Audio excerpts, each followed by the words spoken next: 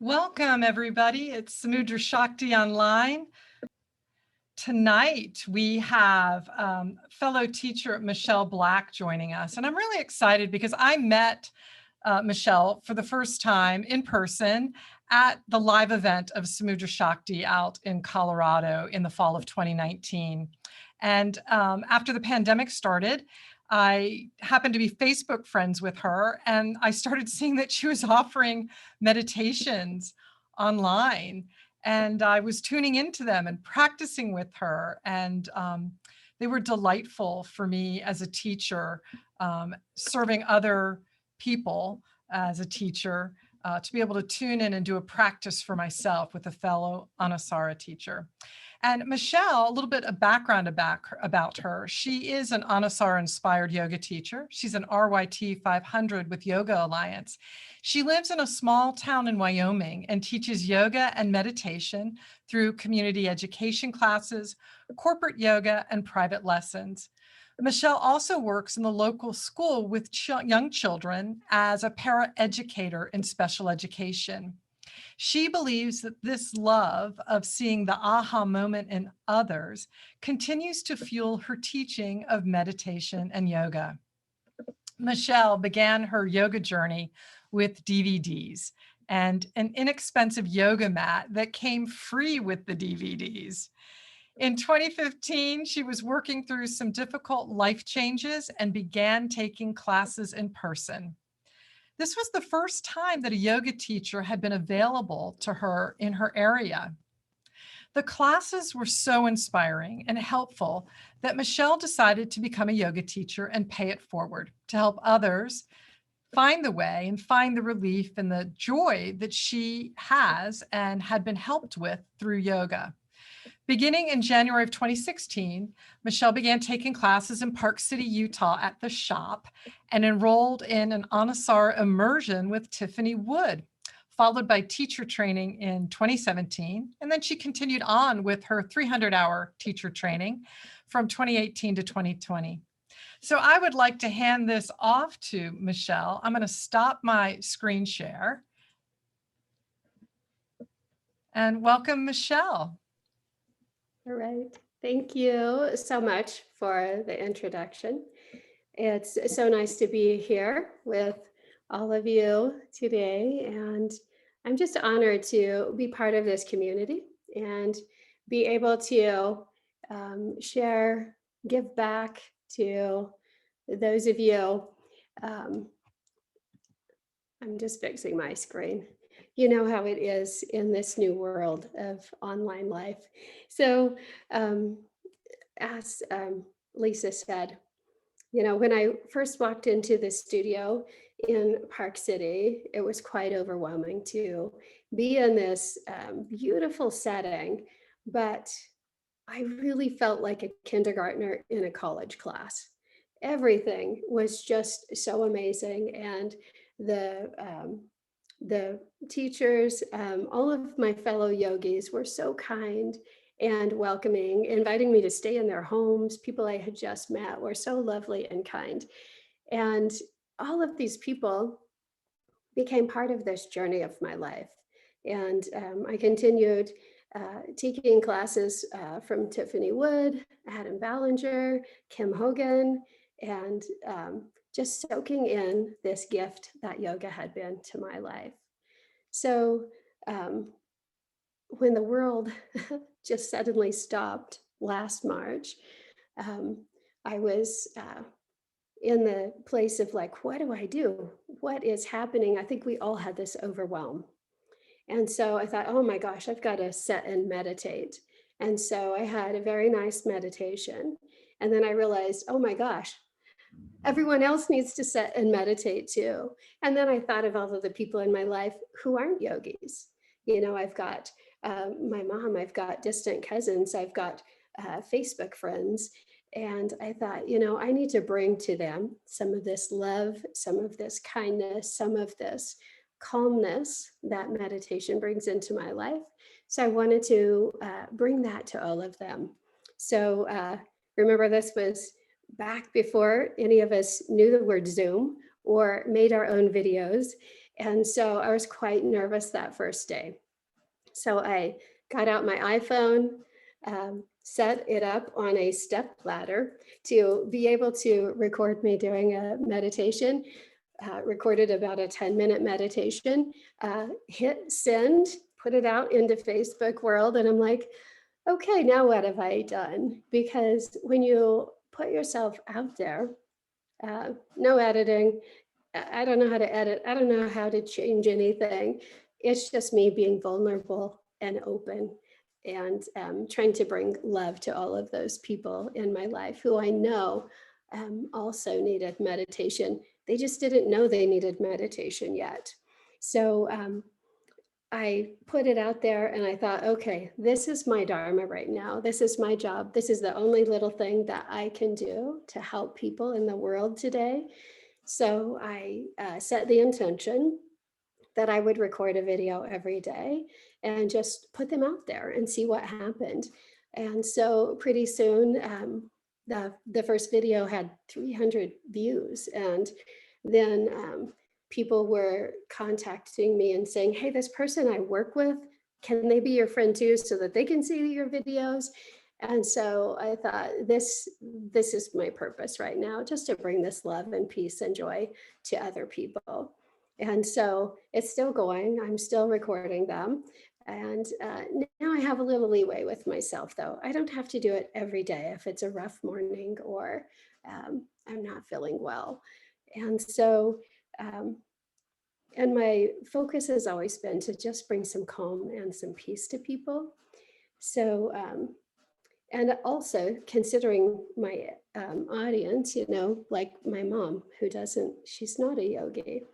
I thought, I have to come back to that beginner's mind that I had. I have to remember that they might feel like a kindergartner in a college class also. And so um, I want to always bring them a video that they can relate to, something that doesn't feel like it's over their head. They've probably never had a shavasana and they don't know the word kula. And so it has to be something that a beginner can start to feel the peace of meditation in their own bodies. And so I try to make it with analogy, with something that everybody can relate to, something that you can set for a minute. And I remember Adam always said, give people a Google map. So, take a big breath and you might feel this. Close your eyes and there might be some colors. You might notice a change in your body.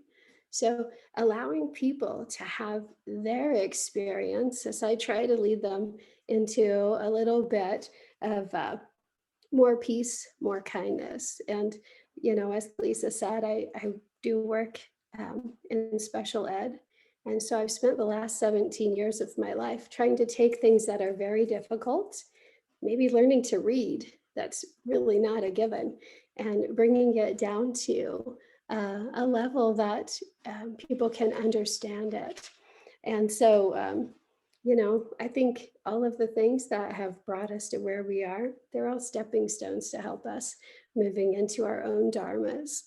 So, and another thing I wanted to bring up too is I wanted these to be kind of timeless, so that knowing that the things that are coming up in our life now, right now, they're triggered more from pandemic, and we feel like there's a loss of control, but we're always going to be human and we're always going to have these other things happening in our life.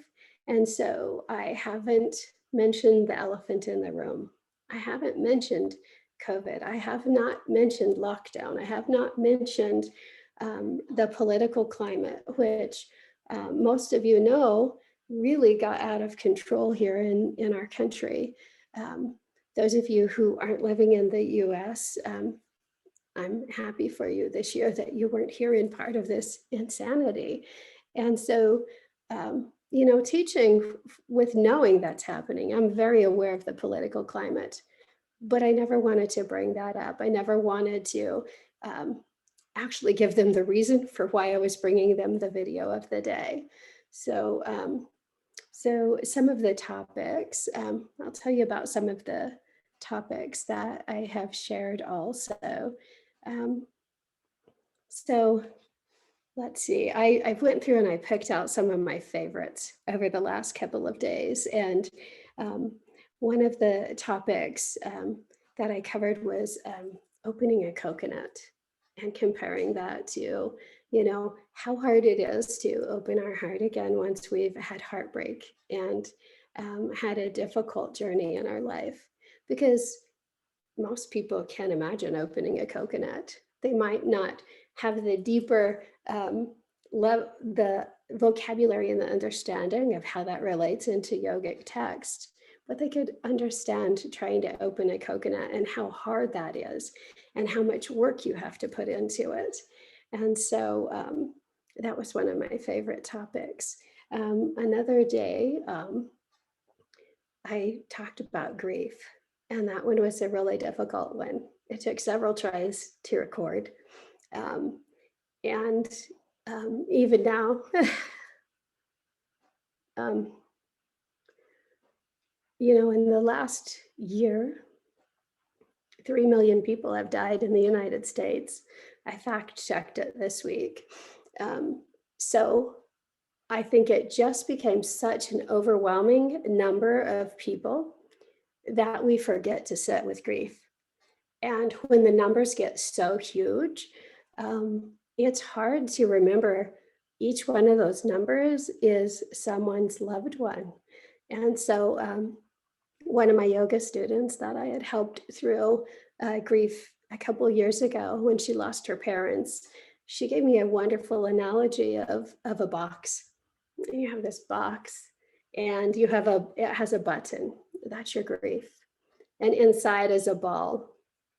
And so when you're holding this box, when you have this fresh grief, that button is getting pushed all the time. Your ball is pushing on that button. And so when you first have a grief, it's really hard and it's really difficult. But as time goes by, maybe the ball shrinks a little bit. The grief gets to be a little more bearable. But as you're walking around with your box and you're moving, that ball is still going to hit your trigger every once in a while. And it's going to surprise you when grief shows up in your life.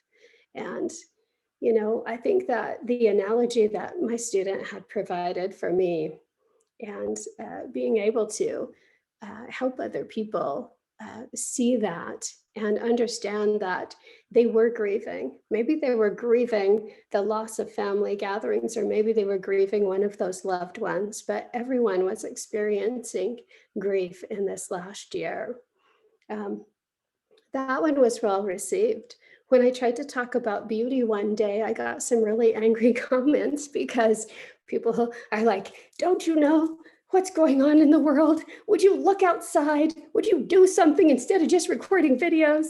And so when I held a beautiful handmade mug and said, this is beautiful, there's still beauty in the world, that really hit somebody's button in their box.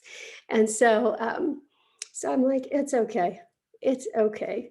She needed somebody to vent to, and apparently it was me that day. I also wanted to remind people of joy. So there were days that I talked about joy and maybe remembering our connection to divine consciousness, trying to weave my beautiful yogic language that I've learned from all of you into the daily life of others, reminding them that the trees are connected, we're connected, you know, that we breathe out, the trees breathe in, finding these some little moments of joy in their lives. So that was one that I loved. And, you know, I've mentioned the climate was a little rough here last year. So I held up the picture of a 6 or a 9 either one day. You know, we're seeing the world very differently. Can you still love that person across from the breakfast table from you? Or can you still love that cousin who has a very different point of view right now.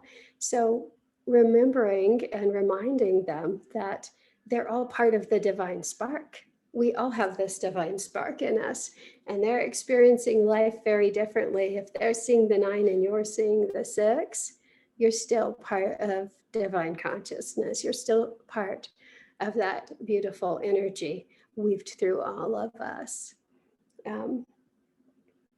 Admitting when you are wrong, that was one that I really loved. I gave them a roadmap of driving down the interstate and realizing that there are many different exits that you could take. So if you are trying to drive down the road and you realize that the road signs are leading somewhere, if that's not where you want to go, you better take an exit and turn around. I think sometimes people are so involved into their decisions that they've made that we don't want to, ego steps in. We don't want to admit like, oh, I'm going the wrong direction. If I keep continuing on this road, I'm eventually going to end up where it leads. And so trying to give people like a loving little nudge that if you have felt some doubt in your ideas, it's okay to turn around. We always get this chance to start over every day and move from one thing to the next. If this is the way you believed last month and you found new information, take the exit, change your direction. So that one was kind of a fun one. I compared the 3 A's of Anusara: attitude, alignment, and action into making an omelet one day, because you have to hold your eggs carefully, right? So if you get your eggs out, you have to have the attitude of this is an egg, and what action do I want to take with it? And so when I have my beautiful egg, and my attitude is I'm caring for it, and I'm going to make a delicious meal from it, I'm going to bring it carefully to whatever the next step is in my cooking preparation. And so we get the attitude. I align well with before I crack that egg, because you want that egg where you're heading. And then the action of that, the grace of feeding your loved one a beautiful omelet. And so, I think that any day we can come up with these ways to bring the difficult or these big picture ideas down to a different way of seeing them. We can still weave in our beauty and this beautiful tradition that we're learning without being off-putting to someone else. I always want to welcome in those people who feel like kindergartners in the room. And when I have to add in, yesterday, I wanted to ask if people were having a big reaction to a small problem, and I compared it to a paper cut. Like, think about how bad a paper cut hurts. Like, you're going to have a big reaction to a paper cut. But if you just step back and give yourself some space, give yourself maybe some more space, and look at this problem from a different point of view, that paper cut's really a small thing in your life. And if you allow it, it's going to heal itself. You can continue moving on. There were some days when I think people just need a little bit of movement. We did a lot of neck exercises. Again, thinking about people who don't do yoga. They probably don't have a mat, not even the cheap one that came with my DVDs, and so just offering them some movement, having them do a little chair yoga, having props, like you can do this at your desk if you're fortunate enough to be back to work. Realizing that not everyone stands correctly. I taught Tadasana one day, just some gentle, loving movement, encouraging people to get moving and appreciate their breath. I taught how your lungs and your diaphragm work one day. And so um, every day I try to be just inspired and listen to what my meditation brings up for me. If I'm being a conduit, if I am listening to divine consciousness, these ideas will come in. And then I have sticky notes all over my house. And so when I have an idea, there's a sticky note. I also uh, sleep with a pad of paper nearby because those middle of the night ideas that keep coming up, like, oh my gosh, you need to teach this.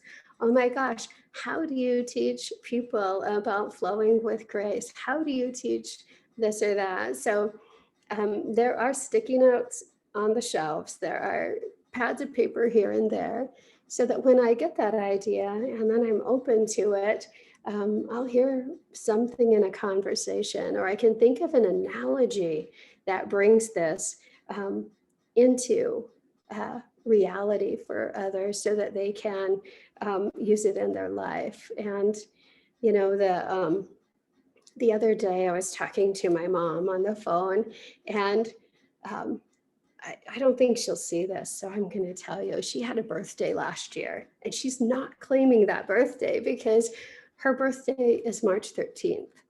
And that's the day that the world shut down. And she said, that was the crappiest year. I'm going to go back and have that birthday again on March this year. I do not claim that age in my life.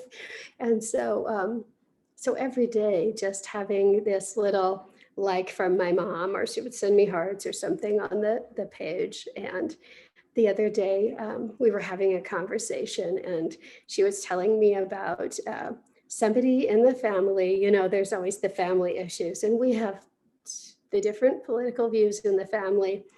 And she said, I just told them they need to take some deep breaths. So I'm like, way to go. My mom is becoming a yogi. You know, she is using my language to try to help and calm the others in her life. Um, and so, you know, I think that we did learn just different ways to connect with each other this year. We have learned some grace. We've learned, like Lisa and I were just talking before the recording started, about extending grace to those around us. You know, we are all living it, going through unprecedented time in our life. And can we meet these others with love and joy and peace? You know, reminding me of the metta meditation, which I taught back in March also. So I would really like to lead you guys through one of my fun meditations. So if you are not in a comfortable spot, get in a spot where you can sit for a few minutes. I'm going to get another drink. The coffee mug has also been really fun in my morning meditations. I found out I have about 50 different mugs. And when I went to the dentist to have my teeth cleaned, when I was finally able to go there, the dentist's wife says, how many coffee mugs do you have anyways? I was going to mention that I love your coffee mugs because each time you pop up on Facebook, I'm like, okay, what's the coffee mug? I know. So that's a little subliminal message. Sometimes this is Beans and Brews, a local business in Salt Lake City, which not local to me, but my friends in Salt Lake might want to support them. Also today, my shirt has elephants on it. So when I'm saying don't talk about the elephant in the room, sometimes my clothing is also telling them a message. So subliminal messaging. Um, so sit a little taller, sit where you feel comfortable, and take a couple of breaths. I want you to bring in your beginner's mind. Remember maybe when you felt like the kindergartner in a college class.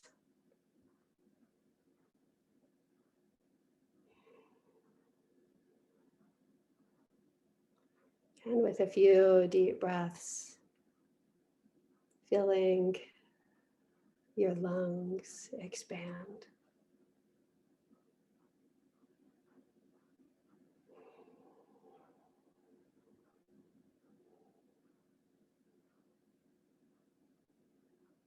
And I want you and your beginner's mind to picture yourself on a playground.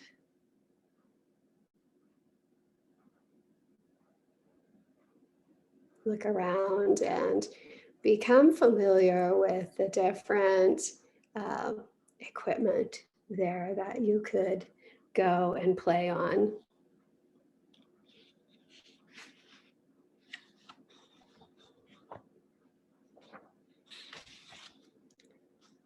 And sometimes we have to remember that skills that we find easier now were not always easy for us. They could have been a challenge. So look over and find the monkey bars.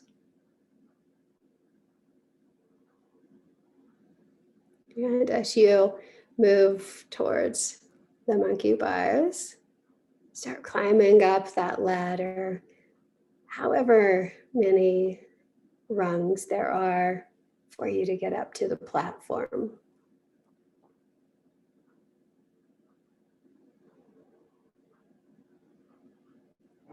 And look out across the rungs where you're going to reach up and grab your hands to move into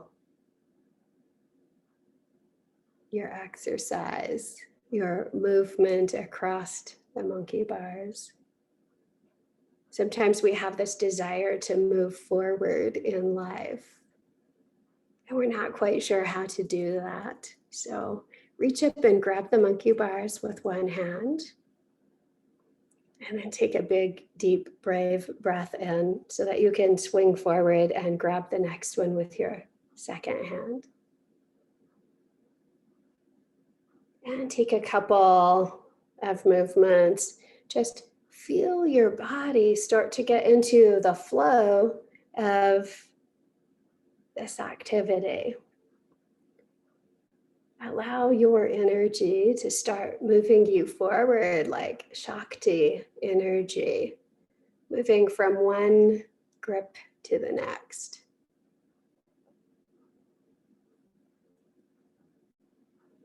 And when you get right about to the middle,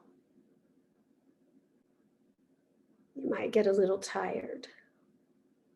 You might wonder if this journey is the right one for you. I want you to look back at your hand that's behind you. Figure out what you're holding on to that won't let you move forward.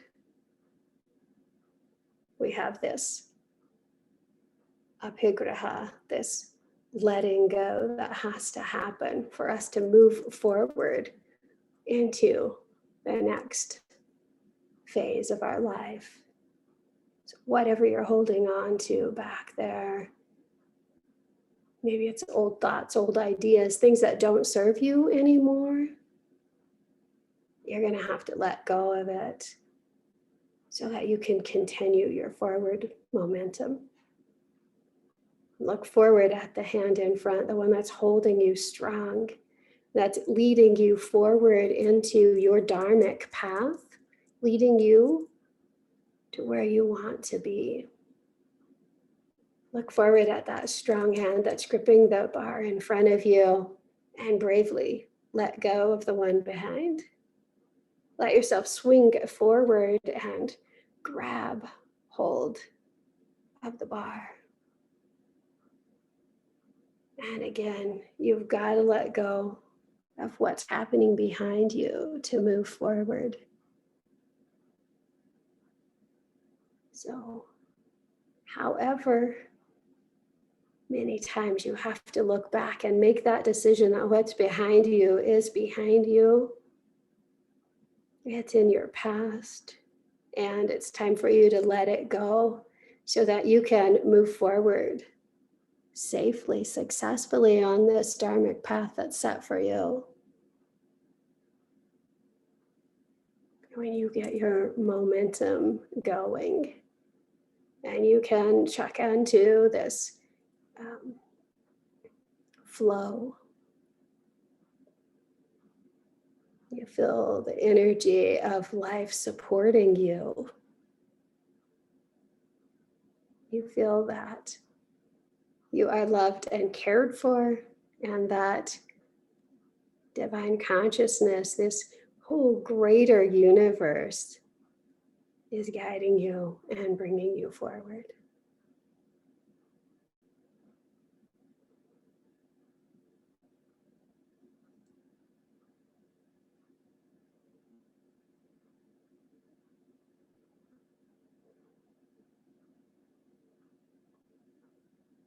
And look ahead and notice that you're getting really close to the second platform. You're going to arrive safely where the universe is guiding you to be.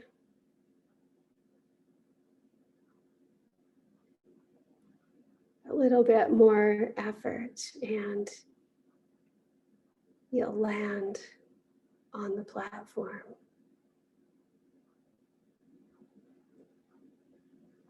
Feel the strength. Feel your own inner strength that brought you to this place.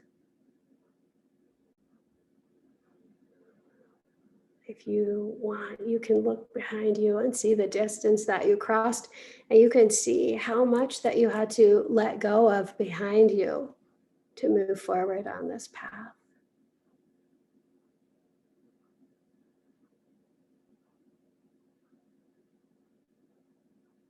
Take a couple of breaths to just revel and enjoy how wonderful it feels to move. How wonderful it feels to continue in forward momentum in your life.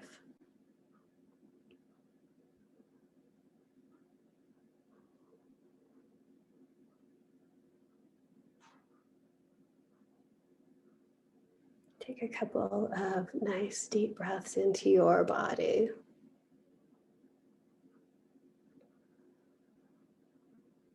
With each inhale, feel the love of the universe breathing for you. And with each exhale, release whatever's not serving you, whatever is time to let go of.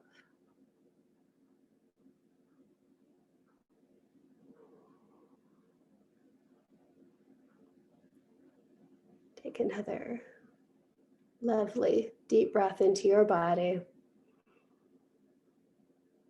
And a long, full exhale, and let there be a with your breath.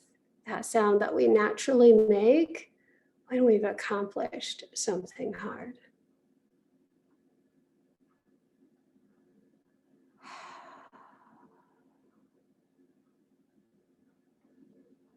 Wiggle your fingers and your toes a little bit. Bring your hands to Anjali Mudra, your hands at heart center, so that your thumbs are against your sternum. Just a gesture of reverence to yourself.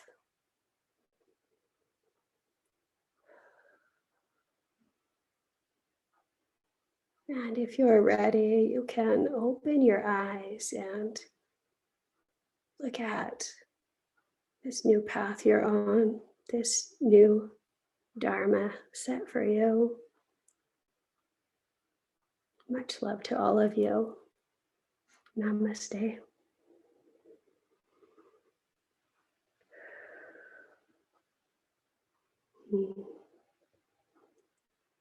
Thank you all. I want to read you just a quick little Upanishad. I never try to memorize. I want everything to come from my heart when I'm speaking to you. But I do have an Upanishad that I found that says, "You are what your deepest desire is. As your desire is, so is your intention. As your intention is, so is your will. As your will is, so is your deed. As your deed is, so is your destiny. Thank you. Thank you for letting me lead you through a meditation. And I think we have a few minutes left if people have questions or comments. I'm interested in your creative process. You described a little bit of it with the Post-it notes and your notebook, and then saying you don't really write anything down. Mhm. So you just kind of come up with something the night before or 2 minutes before. I know you were saying it takes a long time to upload. I mean, it's been quite an endeavor to do, but also then that creative process. Right. So I think for us to lead others into meditation, we really have to be grounded. And so I set my alarm quite early in the morning. I love to meditate first thing in the morning. And I've been doing the Lakshmi meditation for, oh, a couple of years. And so first thing in the morning, I do my own meditation. I see what's coming up for me. And most of the time, I feel like if it's coming up for me, it's coming up for other people in the world too. You know, we're all on that download. We're all getting the same information if we're open to it and listening. And so I listen for what's coming up for me. And sometimes, you know, if it's one of these college level things, I'm like, okay, so now how do I teach this to my mother who's never done yoga? How do I teach this to the person across the street who thinks that my politics are crazy? And so I just start moving through my morning and looking for analogy, looking for ideas. Um, and so part of my creative process is giving myself that space um, to think. And so maybe I'm up for a half an hour or an hour before I finally record and post a video. Other days, I'll have a conversation with someone and I'll realize like, oh, that's been coming up a lot. That probably needs to happen. I probably need to write that down. Or I'll think of a day that I followed my intuition and ended up at the grocery store counseling people with sick children. I'm like, okay, God, I went to buy a lemon, and this is where all of the people that needed my love today are at. So I think I just try to always be open to the what's coming in from the universe and try to put that in. I got the monkey bars analogy about 4 years ago. I saw it in a little meme of somebody stuck in the middle of a monkey bars, and I'm like, oh, that's perfect for apigraha. Like we can use that as our moving forward analogy. So I think it helps that I work with children every day. And so that keeps me thinking along the lines of beginners and seeing that aha moment every day. So is that helpful? That's my creative process. Yeah. It is. It's very helpful. I just wanted to share a couple comments came in from the Okay. chat as gratitude. Becky, do you want to read them to Michelle? And that way also folks who are on Facebook will hear a couple of the thankful comments that came in after the meditation. Yes, your friend Sally greeted you, and Oh, then Christina said, "Thank you, that was beautiful." And Lisa said that was so inspiring. Thank you. And I might just add, I didn't write anything, but I just loved your presentation, and I'm very glad that Lisa asked you to share your creative process. It's really cool. It's very artistic and very intuitive. And the thing is, though, I think we all have that power if we would just allow it to happen, which you alluded to. That's what you do. You just let it in and you are ready for it when it comes. yeah. Yeah, that's really cool. Thank you. Yeah. I think maybe journaling. One day I talked to people about journaling also. So I have, like I do keep just a notebook by my bed. If you will notice the things that are coming up in your dreams also, I think that, that early morning time, a lot of times those dreams are prophetic. There's a lot coming in there. And the world kind of noticed that in this last year where everybody was forced to slow down a little bit more. I think as yogis, we have chosen to slow down.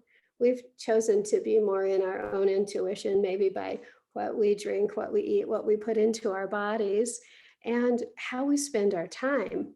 But the rest, like some of us, I mean, there were a lot of things that were out of our choice last year.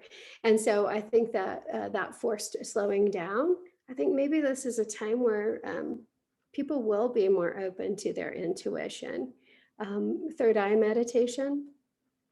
I've led several chakra meditations. I try to keep those kind of brief because, I don't know people's medical history or anything. I don't know who all is going to see the video when I put it out there. So I'm trying to think of others' safety and stuff. Mudras are a really good way. I've went through a lot of mudras in the last year, and I'll say to them, "Oh, hold your hand gently like this and just see what you feel." My ex-mother-in-law, who has a lot of anxiety, I talk to her about once a week, and so I taught her Adi Mudra to help with that. And so, um, just helping people with whatever, listening to them also.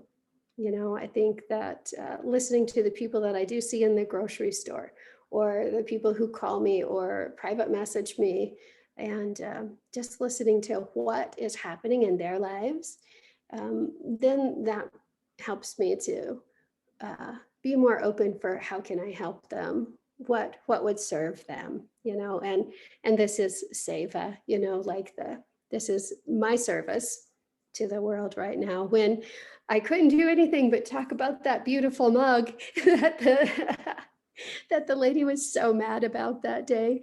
Um, it's okay to talk about the terrible, but she didn't want to think about beauty. But we also have to think about beauty. Think about how many people had a baby last year. Think about how many people got married or bought a new house. There was beauty happening also. And so I think we have to acknowledge um, the beauty in every part of life.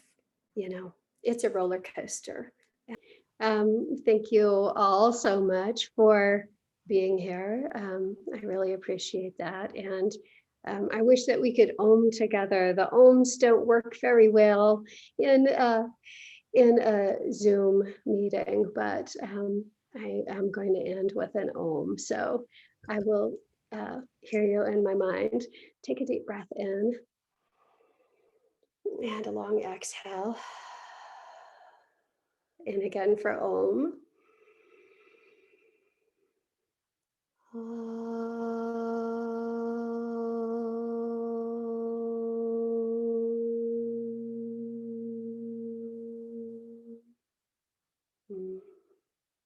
Namaste.